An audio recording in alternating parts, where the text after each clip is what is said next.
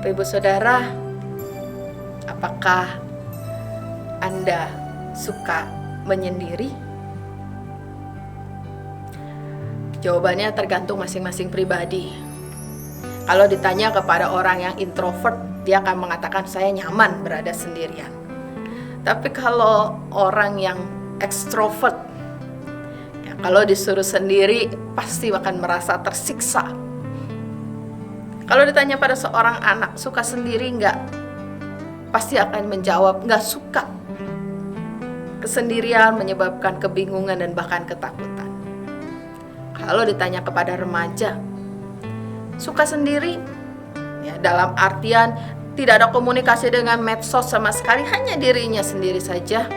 Maka bisa jadi remaja merasa dia tertolak oleh kehidupan ini.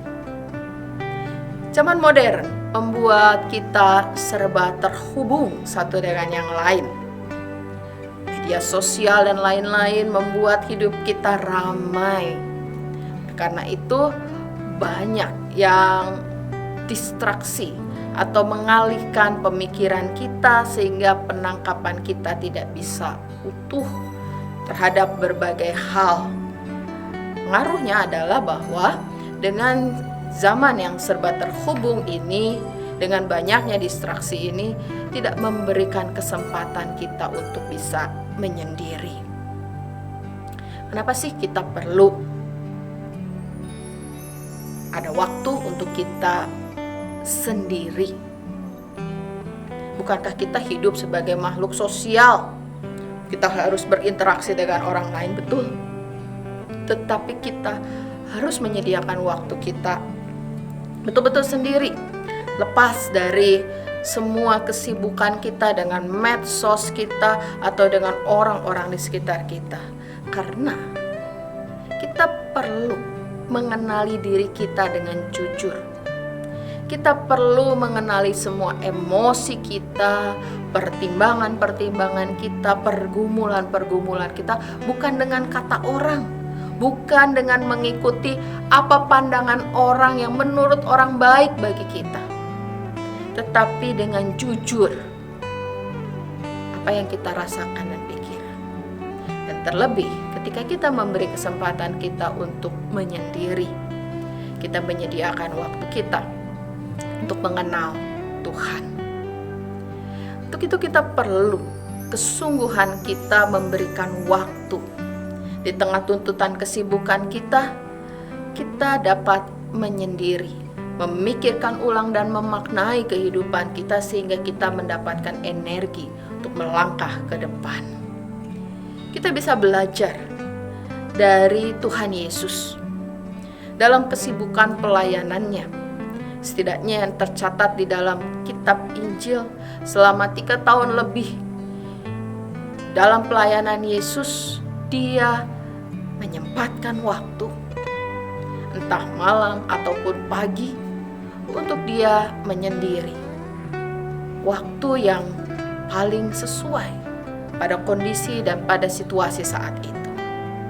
Ada 2 bagian firman Tuhan yang akan kita dengarkan. Yang pertama adalah Matius 14 ayat 23. Dan setelah orang banyak itu disuruhnya pulang, Yesus naik ke atas bukit untuk berdoa seorang diri.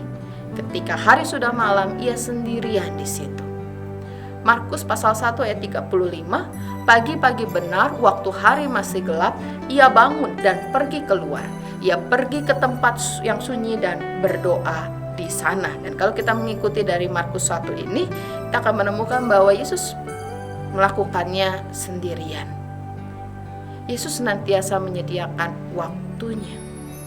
Walaupun rangkaian perjalanan pelayanannya itu merupakan hal yang penting, dia tetap memberi waktu untuk menyendiri, berdoa, dan memaknai perjalanan pelayanannya dalam doa dan keheningan, sehingga dia dapat rasakan kekuatan untuk mengerjakan pelayanannya, sehingga semuanya turut dan sesuai dengan kehendak dan maksud Allah saja.